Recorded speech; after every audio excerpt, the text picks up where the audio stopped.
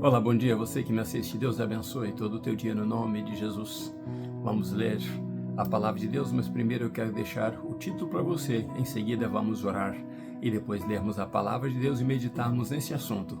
E o título é: O meu nome merece ser lembrado. O meu nome merece ser lembrado. Oremos. Pai Santo, no nome de Jesus, obrigado por esta manhã, obrigado pela meditação que tivemos, obrigado pela oração matutina, obrigado pelo Senhor estar conosco. Eu, esta pessoa que ora comigo neste vídeo, pedimos ao Senhor, continue conosco, Deus, no decorrer de todo esse dia, dando-nos as vitórias que o Senhor projetou nos dar neste dia, não nos deixando faltar também o pão que o Senhor pode e tem provido todos os dias para nós e para nossos familiares. Por isso nós te agradecemos pelo Senhor ser tão bom para conosco. No nome de Jesus oramos. Amém. O meu nome merece ser lembrado. Vamos ler a palavra de Deus que está em primeiro livro de Samuel, capítulo 15. Vamos ler o versículo 12 e o versículo 23 e vamos tratar do assunto entre o versículo 12 e o versículo 23. Versículo 12. Cedo pela manhã, Samuel foi para encontrar Saul, mas foi-lhe dito: Saul já chegou ao Carmelo, ou ao Monte Carmelo, onde ele levantou um monumento para si mesmo, e voltando, passou e desceu a Gilgal. Versículo 23 diz: Porque a rebelião é como o pecado de feitiçaria, e a obstinação é como a iniquidade de idolatria. Porque você decidiu desobedecer, ou você rejeitou as ordens de Deus, ele também decidiu, ou ele rejeitou você como rei. Ele decidiu que você não seja mais rei, que o seu reinado não perpetue. Que palavra foi esta dada, no versículo 23? Vamos então perceber isso. Sabemos, e como dissemos meditações passadas, que Saul foi lá nos Amalequitas e fez como lhe aprouve ao coração. Saul então mata os Amalequitas, poupa a vida de Agag, Não sabemos se alguém da família de Agag ele poupou mais, mas a Bíblia diz que ele poupa a vida de Agag, porque na verdade a esposa e talvez os filhos não fosse tão interessante para um rei tomar, como o rei Saul tomar os Amalequitas ali. A família de Agag talvez esteja incluída nessa ação dele poupar Agag. A Bíblia não menciona isso, isso é uma imaginação que pode ser aceita, dele ter poupado a esposa de Agag junto com Agag. O problema é que Saul se aposta dos bens que Deus rejeitou. Nisso passa um tempo, porque quando você percebe do que lemos no versículo 12, para ele subir até o Monte Carmelo, de onde ele estava ali na frente de batalha até o Monte Carmelo, tinha aproximadamente 180 quilômetros até Saul chegar lá. Então isso passa dias, passa talvez meses, para ele fazer esse percurso todo aí, de ir ao Monte Carmelo, oferecer ali, levantar um monumento para si mesmo, para que o seu nome fosse lembrado como o primeiro, o guerreiro, né? O homem de sucesso, o rei de sucesso de Israel, aquele que fora ordenado pelo profeta, ungido pelo profeta Samuel, o grande profeta de Israel. Saul preocupou-se em deixar o seu nome registrado. E por que no Monte Carmelo? Porque o Monte Carmelo era uma das posses da tribo de Judá. Era um monte bem alto e viria a ser um monte muito citado na história de Israel, tanto na parte geográfica como na parte espiritual. Então Saul queria registrar ali, né, o seu nome, para que ele fosse todas as pessoas que passassem pelo Monte Carmelo mais tarde. Eles então veriam ali o monumento do grande rei Saul. Nisso, Saul estava se alegrando, se projetando, e Deus, né, profundamente triste com Saul. Mas então Deus resolve, como nós dissemos na meditação passada, depois que passa este tempo aí, Deus resolve falar com Samuel. E Deus fala com Samuel. E Deus fala com Samuel na sua profunda tristeza com Saul. E do seu, né, da sua decisão tomada. Então Samuel, como nós também lemos e meditamos, ele chora, ele clama por toda a noite. Mas Samuel era um homem decisivo e que queria sempre que Deus fosse glorificado. Então Samuel levanta bem cedo e vai procurar Saul para dar a Saul as notícias de Deus.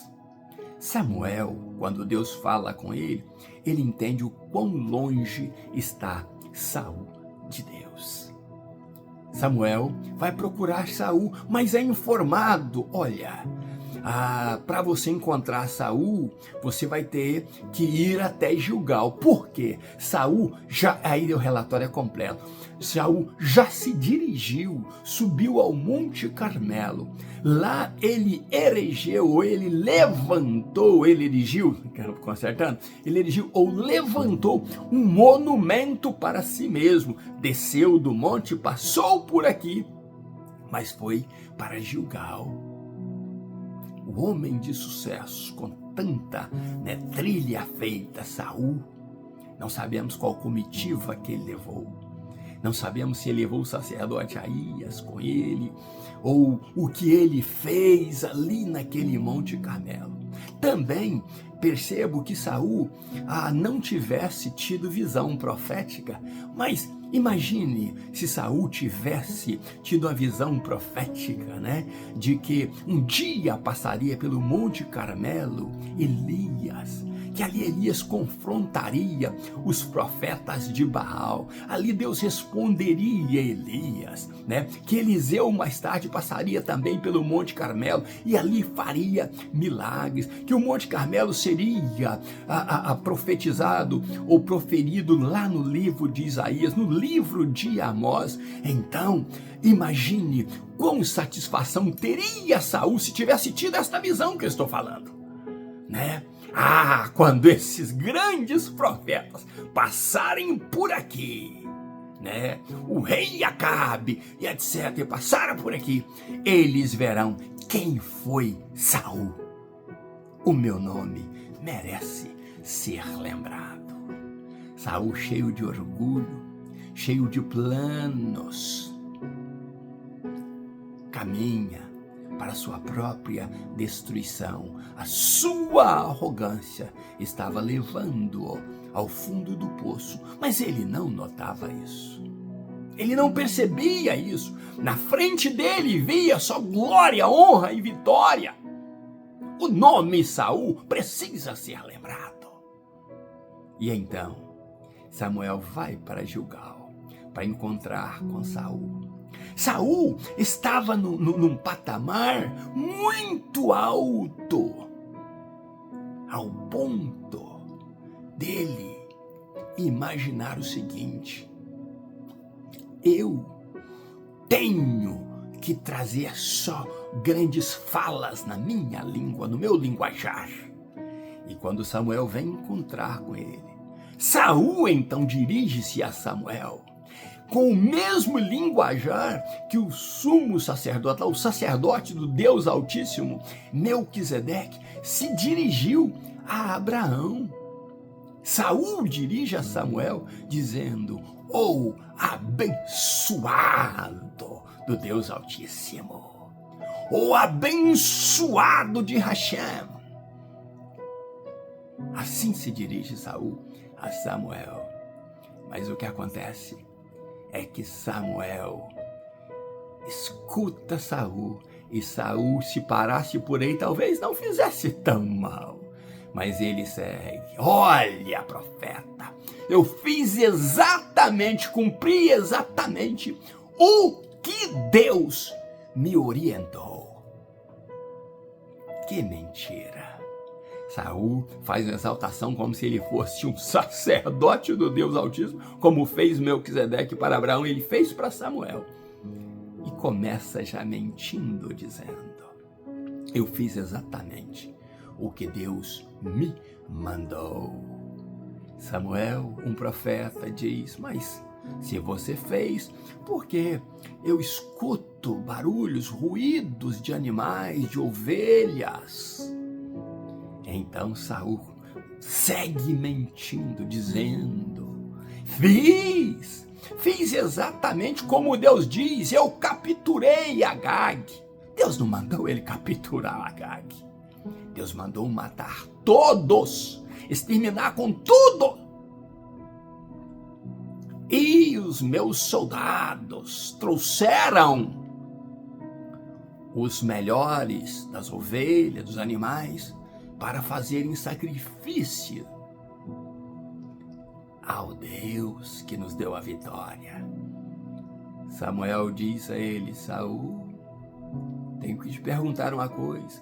Você pensa que Deus se agrada mais de sacrifício do que da obediência?" O que Samuel estava dizendo para ele? Você pensa, Saul, que ao desobedecer, ao viver uma vida de arrogância, pensando em você mesmo, querendo tudo para você, desobedecendo a ordem de Deus, você pensa que poderá comprar Deus com o melhor dos seus sacrifícios? Samuel estava dizendo a ele: Deus te mandou destruir essa nação iníqua dos amalequitas, inimigo do povo de Deus. Tudo que este povo tem, Deus condenou, Deus rejeitou.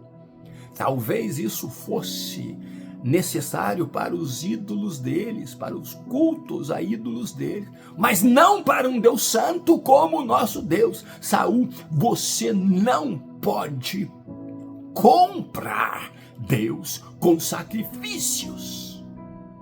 Você está mentindo. Você está em pecado de desobediência. Você rebelou contra a ordem de Deus.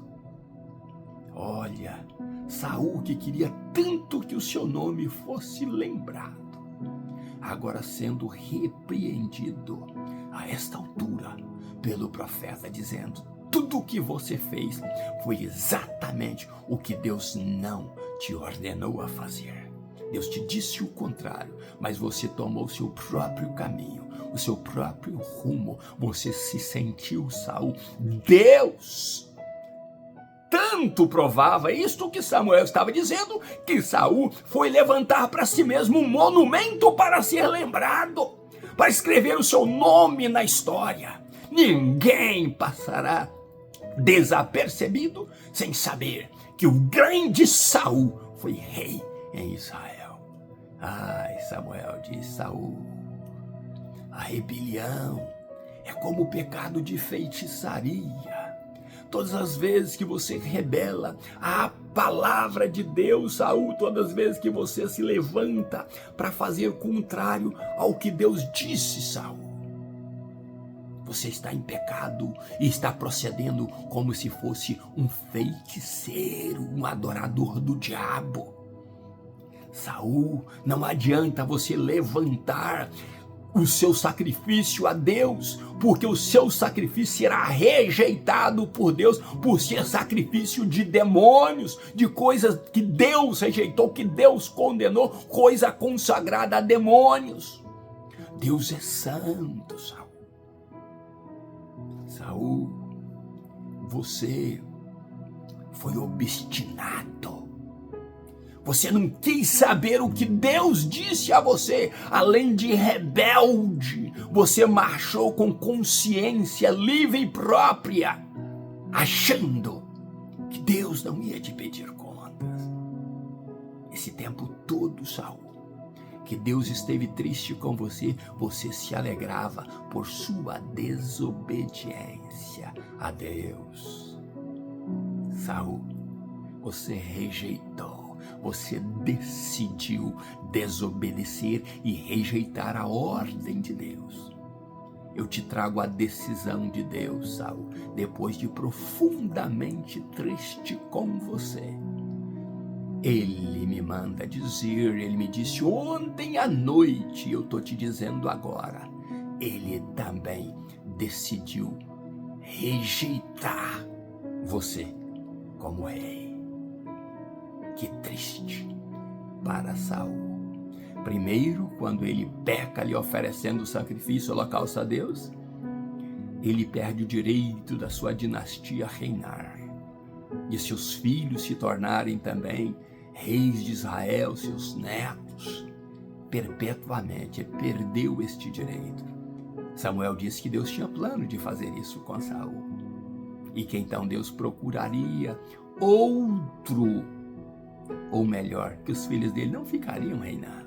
Deus procuraria outro, segundo o coração dele. Agora, não é mais a dinastia de Saul, não é mais a descendência de Saul que perde o reinado. O próprio Saul foi rejeitado por Deus. Deus decidiu rejeitá-lo como rei. Isso trouxe uma profunda tristeza também no coração de Saul. A alegria de Saul vai por terra agora, porque não adianta aquelas ovelhas, aqueles cordeiros, aqueles animais gordos, tudo aquilo que ele pegou para fazer-se feliz. E pior, Saul causou um prejuízo muito grande a Israel em tendo poupado Agag por este tempo. Talvez Israel não sofresse tanto mais tarde se Saul tivesse obedecido esta parte. Deus já iria procurar um outro para ficar no lugar de Saul, mas quando Saul morresse, talvez Saul tivesse dias felizes se tivesse obedecido a Deus, mas ele rejeitou obedecer a Deus. Que triste história. O meu nome merece ser lembrado. Não sabemos se o monumento de que Saul levantou lá no Monte Carmelo existe até hoje.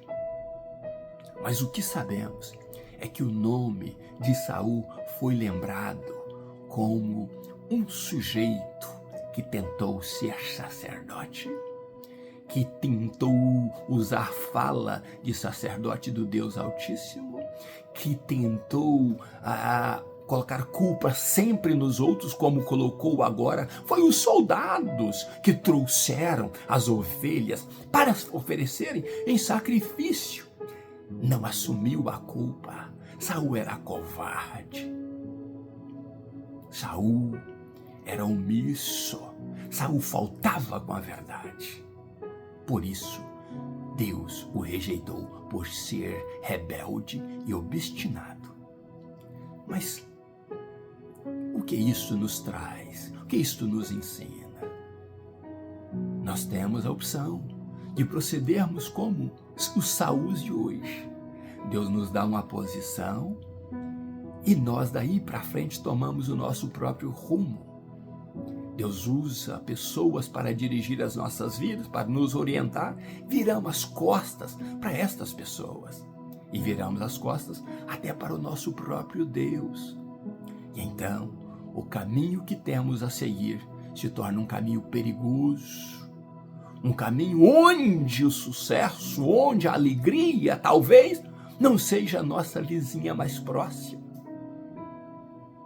Podemos sofrer amargamente quando rebelamos contra Deus. E ao rebelar contra Deus, nos tornamos feiticeiros e filhos do diabo. Deus não quer isso para mim e nem para você. Deus pode nos colocar num patamar mais alto, no nível mais alto, mas precisamos levar Deus conosco. Era próprio para os reis, era ordem que os reis tivessem os escritos de Deus com eles, para ser lido, para ser observado, para andar em segundo o mandamento do Senhor. Não podia faltar isso ao rei. Havia algumas restrições que o rei não podia cometer. Deus queria que o rei fosse feliz e que todos os reis fossem felizes. Mas o que acontece é que o poder, às vezes, toma a cabeça de algumas pessoas. E você que me assiste, no nome de Jesus, não deixe isso acontecer com você. Cada degrau que Deus te colocar, glorifique a Deus. Cada posição que Deus te der, glorifique a Deus. Seja você um empregado, seja você um patrão, seja você um empresário, seja você um pai de família, seja você um membro da corte da tua cidade, seja você um juiz, um advogado, um presidente de um país, um pastor evangélico. Não se esqueça de que você precisa obedecer a palavra de Deus e dar ênfase à palavra de Deus à sua vida, levar a sério o que Deus te colocou e o que Deus te chamou para fazer. Tudo que vier às tuas mãos, fazei conforme todas as suas forças. Faça para Deus, porque fazendo para Deus, o mesmo Deus que te coloca num patamar alto, Ele irá te honrar, Ele irá te abençoar, Ele irá te exaltar, Ele irá sempre te levantar. Você não precisa preocupar se o seu nome será lembrado. Os profetas do passado, todos eles são lembrados por terem obedecido a Deus e feito a vontade de Deus. E os falsos profetas também são lembrados por suas falsidades, por terem desobedecido a Deus. Saul escreveu uma triste história. Seu final de carreira não foi feliz, por rebeldia e obstinação. Que Deus tenha misericórdia, que Deus nos guarde e que o nosso nome só será lembrado com muita satisfação quando ele é escrito no livro da vida do Cordeiro. Peça a Deus para escrever o teu nome, se ele não é escrito ainda. E se for, mantenha-o em integridade, servindo a Deus a cada dia, com novidade de vida, com alegria e com gozo. Ainda nos meus pijamas, buscando a Deus. Um grande abraço meu, Pastor Riva Martins. Deus abençoe você e família. Até amanhã. Se Deus quiser, um abraço meu em nome de Jesus.